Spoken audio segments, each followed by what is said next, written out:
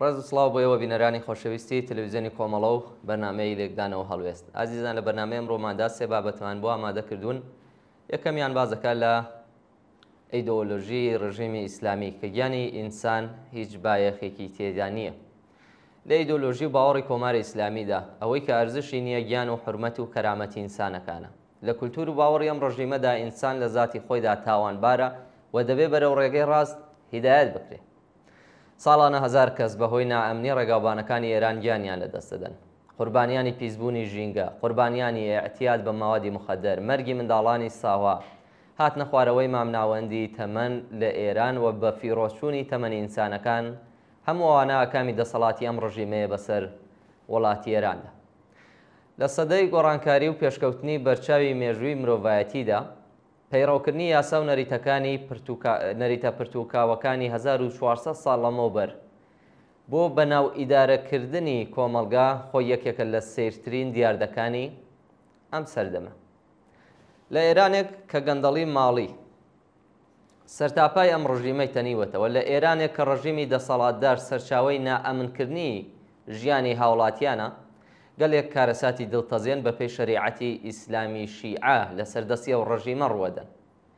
بڕینی ئەنگوستی دەست و ئەنگوستەکانی پێوە دەرهێنانی چاو بە تاوانی دزی و بە ناوی قەساس لە زومرێ و جەنایەتانان کە حکوومەتی ڕژیمی ئیسلامی حکومەکانی لە دەستگای پڕ لە فەساد و گەندەڵیە و ڕژیمە بەردەوام دەردەکات. ئەوە لە حاڵێکدایە کە هەواڵی پەیوەندیدار بە گەندەڵی ماڵی و دزیە گەورەکان لە ناو دەستگای ئیداری ڕژیمدا تا ڕادەیەک زۆر بووە کە هەمووان بە بیستنی عادەتیان گرتووە. درێژەی چەتەگەری ئاشکرا و شاراوەی سەرانی ڕژیم لە حاڵێکدایە کە ڕۆژانە دەیان کەس بە تاوانی دزی بچووک کە ئەویش زۆربەی سەرچاوە گرتووە لە هەژاری و ئازارە کۆمەڵایەتیەکان دەست بەسەر دەکەن و بە پێی یاسای ئیسلامی و بەو پەڕی بێڕەحمیەوە دەستیان دەبڕنەوە. دیارە هیچ ئینسانێکە گەرتەنانەت بڕێکیشی هەستی ئینسانی ببێت ناتوانێت پەڕینی ئەندامی لەشی کەسێکی ترە قبول بکات. بەڵام ئەگەر قەرار بێت هەر ئەم یاسا قێزەونانە لەسەر دزانی ناو دەسەڵات بەکردەوە دەربێت، بێگومان زۆرینەی سەرانی ئەم ڕژیمە تەنانەت خامکوەنگوستێکیشان بۆ نامێنێتەوە. گەندەڵی ماڵی کە هەڵبەت پێویستە گەندەڵی ئیداری، ئەخلاقی و سیاسی لە پلە جۆراجۆرەکانی ڕژیمیدا پێزیاد بکرێت بۆ ئەو کەسێک کە لە ئێران ژیان بەسەرەبات ئەوەندە ڕوونە کە بۆ سەلماندنی پێویست بە هیچ ئامار و بەڵگەیەک ناکە. لە ڕاستیدا گەندەڵی سەرتاپایی ئەم ڕژیمەی داگرتووە. هەڵبەت ئەم دیاردەیە بە هیچ شێوەیەک دوور لە چاوەڕوانی نییە. هەر ڕێکخراوە سیستمێک سەرنجام بە شکڵی ڕێبەریەکەی دەردێ.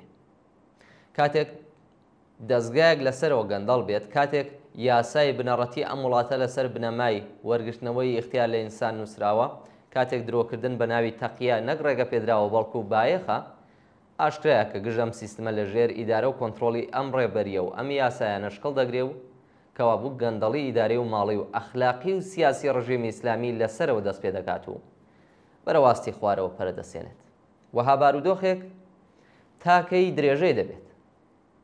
هەموو دیاردەکان ئەومان پێ دەڵێن کە کۆمەلگای ئێران تینووی شۆڕشە و سەرنجام شۆڕشی خەڵکی ستەم لێکرا و زەحمەتکێش تەخت و بەختی ئەو ڕژیمە بەگشت یاسا و ڕێسا و دابوونەریتەوە تێکەوە دەپێچێت و لەسەر وێرانەکانی نیزامێکی ئینسانی لەسەر بنەمای گەڕانەوەی حورمەت و کەرامەت بۆ مرۆڤایەتی، لەسەر بنەمای ئازادی و ڕێفاه و ئاسایش و ئاشتی بنیاد دەنێت. ناوبڕێکی کورت ببینن بە بابەتی دووەم دێم وڵاتە.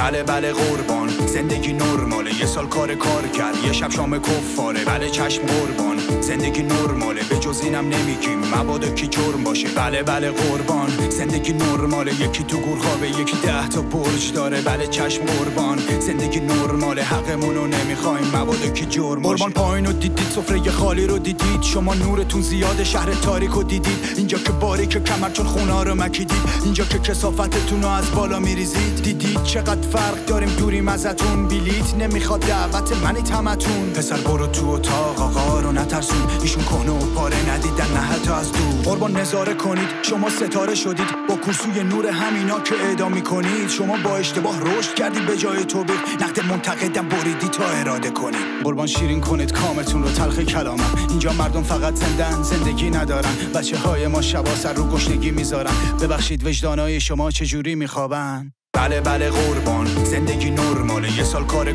کرد یه شب شام کفاره. بله چشم قربان زندگی نرماله، به جز اینم نمیگیم مبادا کی جرم باشه. بله بله قربان زندگی نرماله، یکی تو گور خوابه یکی 10 تا برج داره. بله چشم قربان زندگی نرماله، حقمونو نمیخوایم مبادا کی جرم باشه. وقتی کل دنیا از مردمش حمایت میکرد، دولت ما مسئول نبود شکایت میکرد، به معترضا برچسب اغتشاشگر میزد، به زندان کفایت میکرد نه جنایت میکرد. بیشک ما رکورد زدیم، ما تنها کشوریم که واکسنش فرق داشت مرفه و فقیر. تو اصل علم زن و واسه زیباییش میزنیم، با ون پلیس میدوزیم ناکجا میبریم. سبد خرید خالی تو سفره نفتم نداریم، دنیا تو مریخ و ما تو یه قهقراییم. مرده هایی که باید تو فکر مرگم نباشیم، چون حتی پول سنگ قبر و کفن و دفنم نداریم. من آژیر خطر رو زدم تا گوشو بسوزه، گرسنه هایی داریم که فرصتشون یه روزه. اون لب مرگ و بوسیده کجاست کی میدونه، لااقل یکی بره براش لالایی بخونه.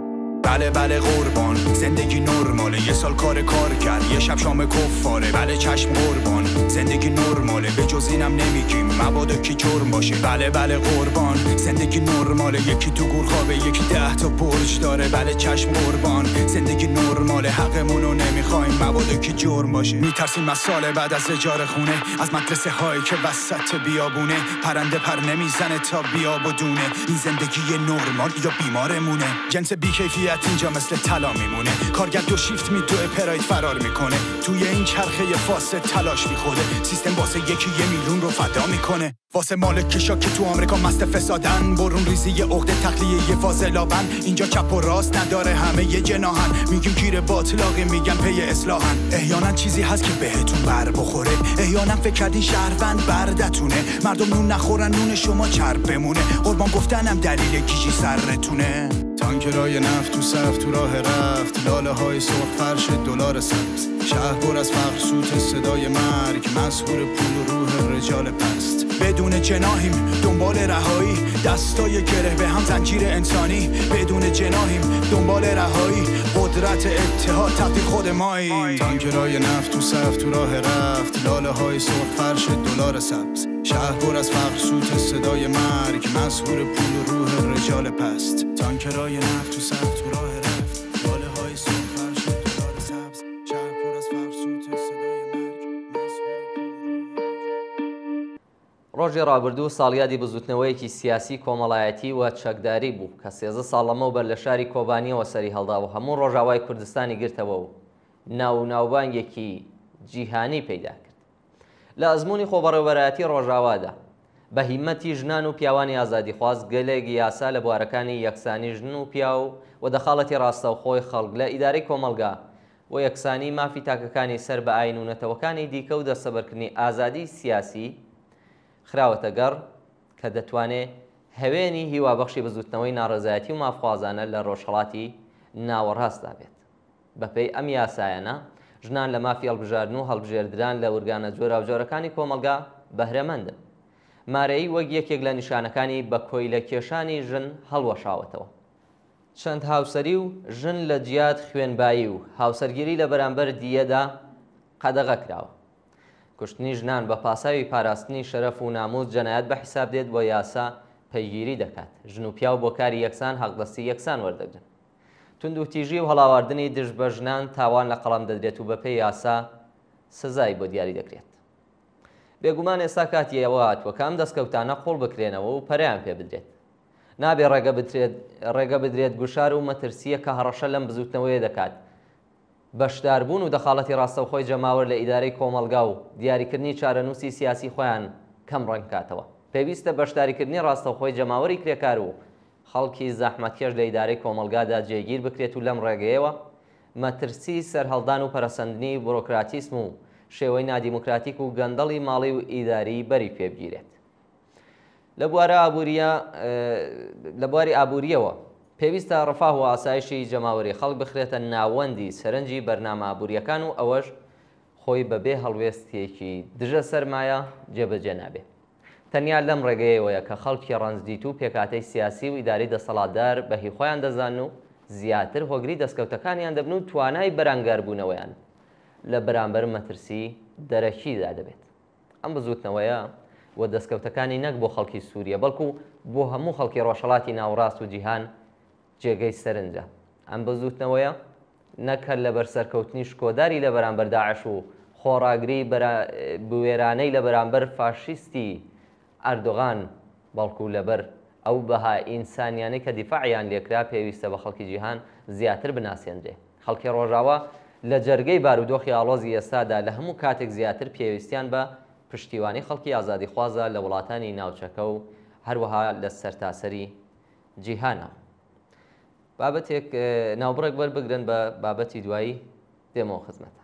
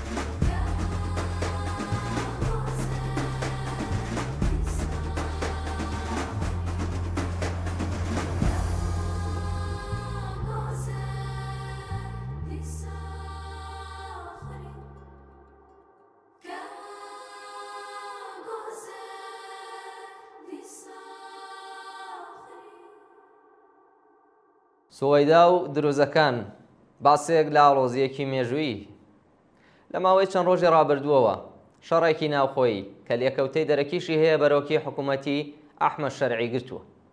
پێکدادانی چەکداری توندی نێوان هێزە چەکداریە دروزیەکان و هێزە چەکدارە بەدەوی و دینیە توندڕەوەکانی نزیک و هاوپەیمانی ئەحمەد شەرع بۆتە هۆی هاتنە ناوەوەی سوپای سووریا بۆ ناو شەڕەکە.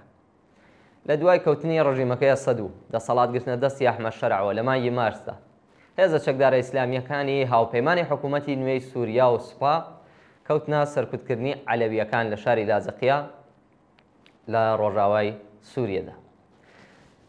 دەبێت هێما بۆ ئەوە بکرێت کە بنەماڵەی ئەسەدی دەسەڵاتداری پێشووی وڵاتەکە سەر بە مەسەبی عەلەوی بوون.